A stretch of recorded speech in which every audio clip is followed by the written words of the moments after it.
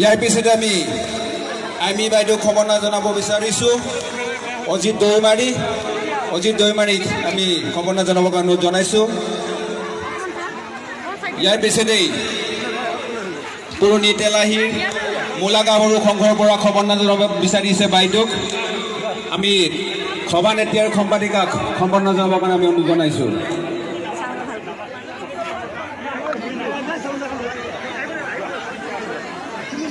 যদি কোনোবাই আমাৰ বাইদেউক খবৰনা জনাব বিচাৰিছে তেনেহ'লে আপোনালোকে এজন এজনকৈ আহি খবৰনা জনাবৰ কাৰণে অনুৰোধ জনাইছোঁ।